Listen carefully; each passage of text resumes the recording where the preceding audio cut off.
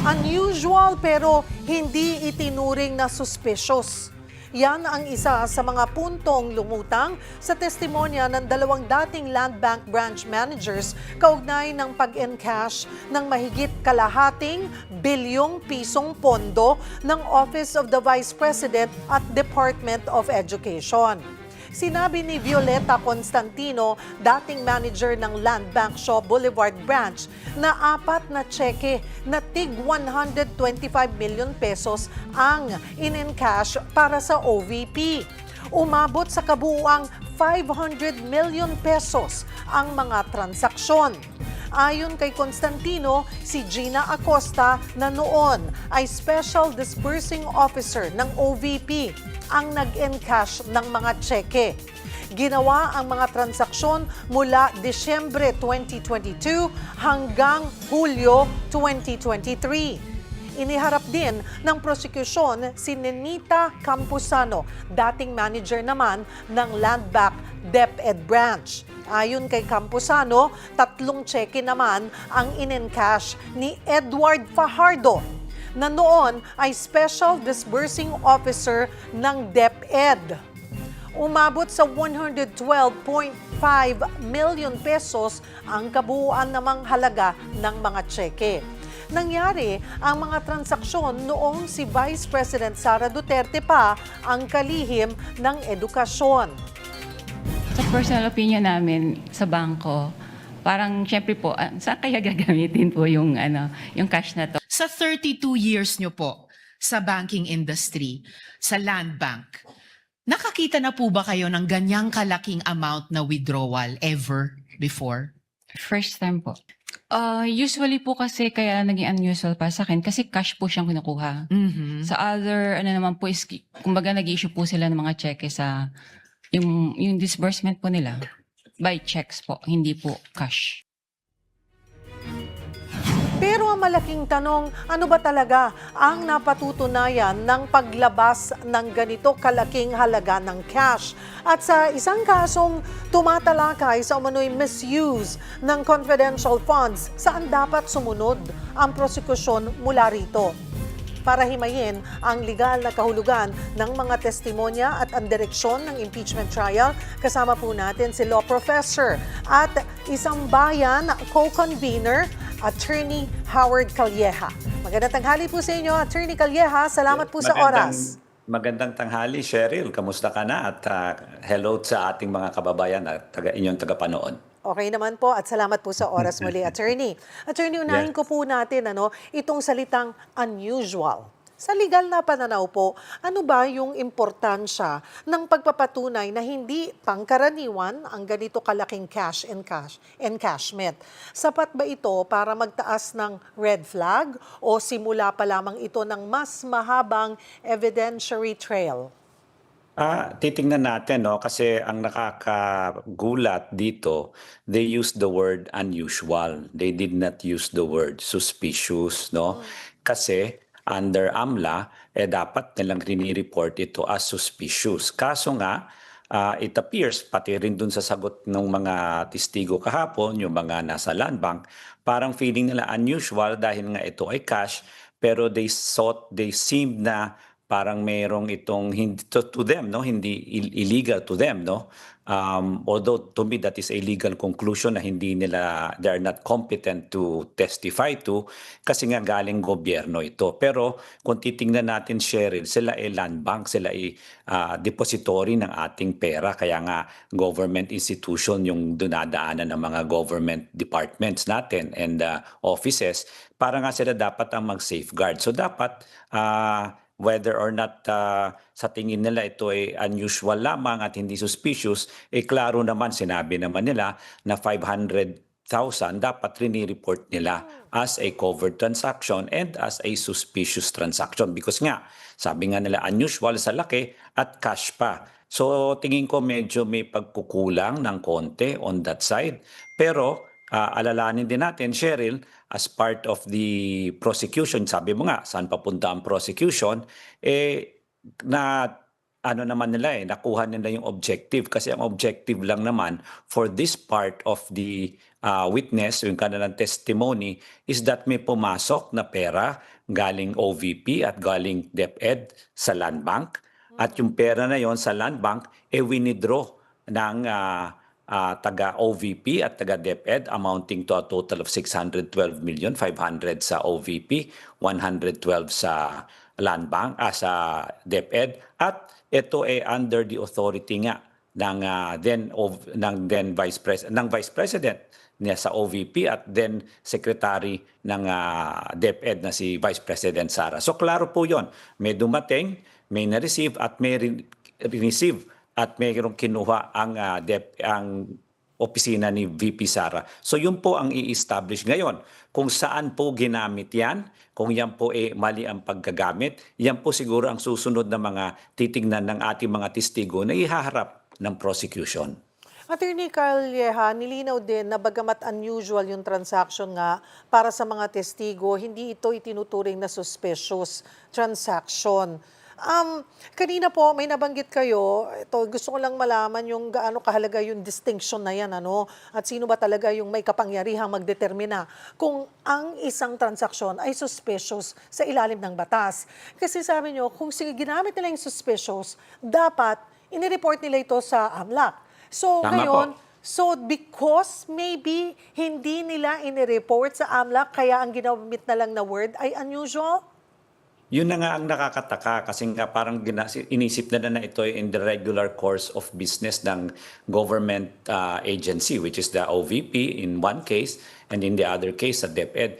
Pero nakakataka dito, sabi ko nga, dapat they should have used prudence, they should have used, kumbaga, their better judgment, na they should have just reported this to the AMLA. Wala namang problema to report it. Hindi naman mo sinasabing illegal once you report it. You just alert the AMLA na may lumabas na ganito na sana, hopefully, baka sa susunod, hindi mangyari ulit. Kasi kung titingnan mo, Cheryl, quarterly yung pagka-disburse, parang regular disbursement every so often, every so many months, no? So parang kung titingnan natin ito, parang ang nakakatawa, parang alam nila kung magkano eksakto, kung ito ay confidential at intelligence funds, di ba as need basis nga ito. So pwedeng ngayong araw na ito, ngayong linggo, 1 million, next week siguro 10 million, depende nga sa pangangailangan. So yun din ang tanong natin, at saka klaro naman na sinabi niya nga unusual dahil dati hindi naman naglalabas yung OVP at DepEd ng ganitong amount. Ito lang po nangyari sa panahon ni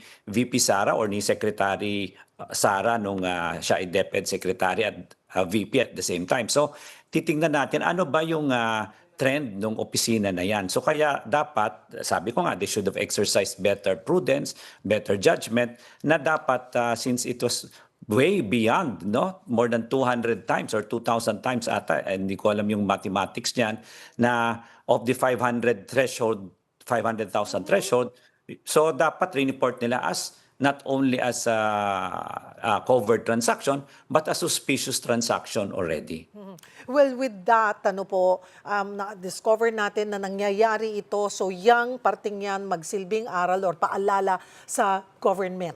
Kasi, okay, moving on dito sa impeachment trial din po, Attorney Calleja, pag-usapan natin yung actual na pag-encash naman. Normal nga ba sa government disbursement ang daan-daang milyong piso na kunin ng cash? O may Yun mga nga, safeguard at mas karaniwang pong paraan ng pagbabayad na dapat sundin para may malinaw na audit trail? Dapat nga, di ba, ang sabi nga rin nung branch manager, hindi naman kagulat-gulat yung amount. Kasi marami naman dumadaan sa mga department yung amount na ganyan. Kaso, ang dumadaan ay cheque, which is yun nga sinasabi mo, Cheryl, nandun nga yung audit trail. Yun nga yung sinasabi natin, kung may cheque, may resibo, sino ba binagbibigyan yan? At klaro naman din yun, kasi yung babagsakan din ng pera na yun, let's say bank account or account ng isang kumpanya or person, klaro naman na meron ding check on the other side, or checks and balance on the other side of the coin kung sino yung magre-receive. Kaso ngayon nga, kung cash, hindi natin alam. Plus, titingnan natin, Cheryl, yung parang unusual na transaction dito is that kung cash ka, dinaan din sa backdoor, di ba? May 4 na bag na dinaan sa backdoor na tingin ko ang kumbaga nakaka-plus para sa prosecution, later on makakabit nila yung testimony ni Madriaga. Kasi sinabi rin ni Madriaga na merong 4 na gym bags o 4 na duffel bags or ang laman pera galing nga sa bangko, galing nga sa land bank. So I think that's why I said yung enough yung testimony nung dalawa, although sabi ko nga medyo nagkulang from the unusual to the suspicious, okay lang sa akin yan. To me, that is not much of an issue kasi ang pinupunto lang dito is that merong pera galing OVP, galing DepEd na linabas by authority of the Vice President at ito ay linabas ng cash at ito ay kinuha ng mga tauhan ni Vice President Sara. So klaro po 'yon. At sabi ko nga nagtutugma dahil nung sinabi nila galing sa mga gym bag or duffel bag, yun din po ang testimony ni Madriaga na Saan nagsabi natin to? na naubos ito within how many days lang, no? Pag-process, Less than nilagay- 11 may days. halaga ba yun? Okay, linawin lamang din po natin yung burden of proof. Sa impeachment trial, nananatili ba sa prosecution yung responsibilidad na patunayan yung aligasyon ng misuse of confidential funds? At ano po yung antas ng ebidensyang kailangan para makumbinsi ang mga senator judge? Ngayon, siyempre, ang burden of proof is always in the prosecution, ano? Palagi na sa kanila yan kasi they have to prove their case. They cannot rest on the weakness of the defense, no? They always have to prove their case, number 1. Number 2, yung sinasabi natin, proof beyond reasonable doubt, hindi po ito criminal proceeding, kaya hindi po ito proof beyond reasonable doubt. Pwedeng substantive proof, pwedeng enough proof, substantial enough for the senator judges to think na she committed an impeachable offense. Tama na po yun, no? Hindi po kailangan na talagang 101% certainty yung beyond reasonable doubt na sinasabi natin. Ito po yung sigurong may kahirapan na tanong. Confidential po ang pondo, Attorney Calleja. Confidential. Pero hindi naman siguro ibig sabihin na walang accountability. So anong Opo. paper trail po yung dapat pa rin umiiral mula sa pag-release, pag-withdraw, pag-disburse hanggang sa liquidation? Applicable pa rin ba dito yung principle na follow the money? Opo, kung makikita mo, Sharon, meron niyang dispersing officer, special dispersing officer, SDO. Siya rin po yung nag-receive ng pera. Di ba si Acosta, if I'm not mistaken, is one of them. And then, siya rin po ang bahalang magbigay o sabi mo nga, mag-disburse yung follow the money. Kay nino ba niya binigay? Dapat may resibo rin yan. So, klaro po yan. At nasa COA rules naman din po yan. At I think they would have a COA witness later on to be called. Ano ba yung proseso? Kasi hindi naman ibig sabihin, Cheryl, na confidential, hindi mo na i-report. Ang confidential, ini-report pa rin yan sa COA. Meron din silang proseso at meron din mga resibo na dapat binibigay. At ang tinatanong nga dito is yung special disbursing officer. So klaro naman po yan, siya yung nag-receive. Ang tanong, siya ba ang nag-disburse? Siya ba ang nagbigay sa mga tao? O siya ba ang nagbayad sa mga kinauukulan kung ito mo ay dapat gastusin ng opisina ni Vice President o ng DepEd? Okay. Sinabi po ni Senator Judge Ping Lacson na limitado sa paglabas nga o pag-withdraw ng pera ang personal na kaalaman ng dalawang bank witnesses. Yun po yung napuna niya. Kung ganoon, Opo. so anong susunod na uri ng testigo o ebidensya na kailangan ng prosecution para maiugnay itong withdrawal sa umano'y misuse ng pondo? Kailangan po ba nilang magharap ng mga taong may direktang kaalaman? Dito nga sa pag-disburse, itong dalawang disbursing officers na ito, yung sa DepEd at saka sa OVP, kailangang maiupo sa witness stand. Well, pwede nilang iupo yan, Cheryl. I would think they would, if ever tawagin nila, there might be hostile witness kasi syempre, testigo yan ng depensa o hindi naman nila, unless mag-cooperate sila, no? At saka sabi ko nga, meron silang testigo, yung si Madriaga, na sabi ko nga kanina, Cheryl, yung first part ng kanyang testimony, yung pagkuha ng mga gym bag, yun collaborative na yon. So ang tanong, saan ba napunta yung gym bag na yon? Yun ang isang, kumbaga, mag-connect para makita kung illegal yung disbursement. Kasi ang pagkuha naman ng pera, yan may, sabi nga, may authority, nandun yung disbursing officer. So, pwedeng meron niyang semblance of regularity kasi nga, kaya nga siguro yung mga bank manager, hindi nila rin-report as suspicious kasi feeling nila it's part of the regular course of business ng OVP at DepEd. Pero naklaro naman na sinabi rin na minsan lang nangyari ito. Ito lang first time in the history. So yun din po yung ating iisipin na kung saan napunta yung pera. Kasi nga kahit sila nagsabi, para saan nga ba ito? So I think yun yung next part na kailangan patunayan ng prosecution. That's why they would call you nga, malamang si Madriaga, malamang, di ba, nakalista rin dyan si Mary Grace Piatos. Titingnan ba, totoo ba na may Mary Grace Piatos? Yung PSA records report, yung statistics report. Kasi kung yung mga nakapangalan doon sa kanilang disbursement report, yung mga binigyan nila ng pera ng mga tao, yung pala, di ba, sabi nga ng PSA report, hindi man sila existing, hindi man sila patay o buhay, non-existing yung mga taong yan. So, worse than dead, no? Hindi man sila tao. So, yun ang isang tanong diyan. At siguro ang next diyan yung COA, no? Paano ba yung audit na yan? Na audit na nabigay ba nila yung mga resibo nila properly? Okay, balikan ko lamang po yung dalawang disbursing officers. Wala po ito, syempre doon sa mga testigo sa prosecution. Pero may nakikita niyo po ba yung kahalagahan na sana'y madala sila o mayupo sa witness stand? At kung mahalaga ay pwede ba yan i-request ng prosecution para doon sa mga katulad namin na hindi naman nakakaintindi talaga ng mga legal na proseso, no? Or pwedeng pag nakita ng isang senator judge na yung need para mas makita yung connection, mas maintindihan yung trail nung pera, ay pwede pa rin po maipatawag? Opo, pwede po yan. And we recall, Cheryl, tinawag yan dun sa House investigation, di ba? Dun sa House committee. Umupo sila doon. So I don't see any reason why they should not appear before the impeachment court. And I recall they are named as witnesses for this article. So I kumbaga expect and foresee na tawagin sila. At yun na nga, kung hindi man sila mag-cooperate, they can be identified as hostile witness. Pero kung mag-cooperate sila, pwede sila to come in as a regular witness for the prosecution. Depende po yan sa kanilang willingness to cooperate. Sa pagpapatuloy po ng trial sa Lunes, ano yung pinakamalaking evidentiary gap na kailangang punan ng prosecution? Napatunayan na nila ang paglabas ng pera, pero ano yung kailangan nila pong patunayan susunod para maiugnay ito sa mismong aligasyon ng misuse? Yun nga, ang importante dito, Sherry, is saan napunta? Kanino napunta? Tunay ba yung mga pangalan? Tunay ba si Mary Grace Piatos? Which I think tatawagin nila yan later on or hahanapin nila.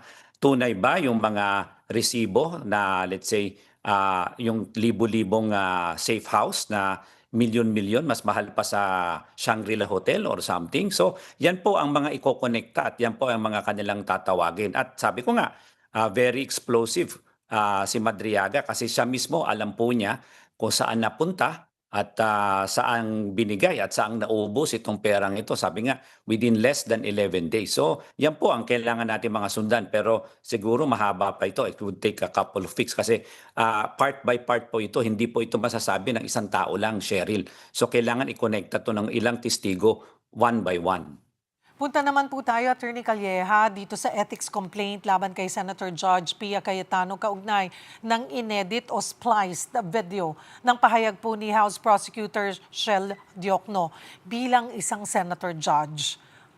Mas mataas ba yung inaasahang standard of conduct sa kanya habang dinidinig po ang impeachment case? Of course, Cheryl. And maalala natin, they had nag-oath sila, no?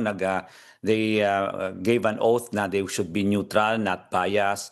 So nakita ko rin itong video ito at panood ko rin yung buong trial nung araw na yon. Hindi talaga ito yung tanong at sagot dun sa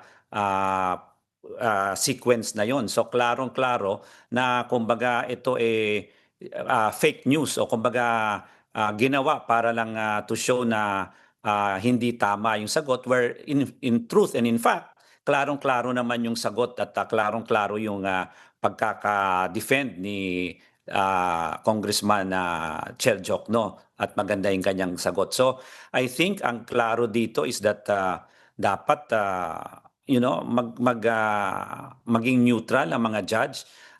Yung pag-voluntary inhibition o yung recusal is a voluntary judgment on the part of the senator judges. So sana man lang they should be true to their oath. At sabi mo nga, mas mataas ang hinihinging expectation, yung level. Totoo, mas mataas yan. Pero sana ipakita naman nila sa taong bayan na kaya nilang gampanan yung kanilang role. Hindi katulad ngayon na para silang one-sided o para silang, hindi sila senator judge, para siyang defense lawyer. So, meron ng defense team, meron pang defense dun sa mga judges na hindi naman maganda dahil hindi ito yung dapat tinitingnan natin in an impeachment trial. At sa inyo pong pananaw bilang abogado at law professor, kung ang isang video ay inedit sa paraang nababago o nawawala ang mahalagang konteksto ng sinabi ng isang prosecutor, maaari ba itong magtaas ng legitimate question tungkol nga sa impartiality ng isang senator judge? At ano rin po ang pwedeng maging aksyon ng Senate President or ng ating presiding officer? Maybe hindi po nila paalalahanan in public, pero to call their attention kasi they're supposed to be fair.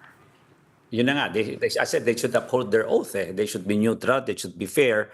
Pero ang isipin natin dito, Cheryl, kahit na sabihin natin i-censor siya or let's say paalalahanan or kahit na sabihin at worst, mag-voluntary inhibit siya, ang problema, senator pa rin siya eh. So kasama pa rin siya sa 24 number doon sa 16 2/3, So it would not affect the vote, it would not affect the outcome, the result. Kasi kung siya ay mag-inhibit, kasama pa rin siya. So palang naging no lang yung kanyang instead of no, naging absence lang yung kanyang vote, which would in effect be a no vote. So ganun pa rin ang epekto nito. Ang magiging effect lang nito siguro is that wala na yung panggulo sa trial, bibilis yung trial, but the overall effect of her vote would be the same. So hindi ko alam kung ano ang purpose, end goal or end game to inhibit her. Maybe it's just to censor her para nga hindi gumulo yung trial.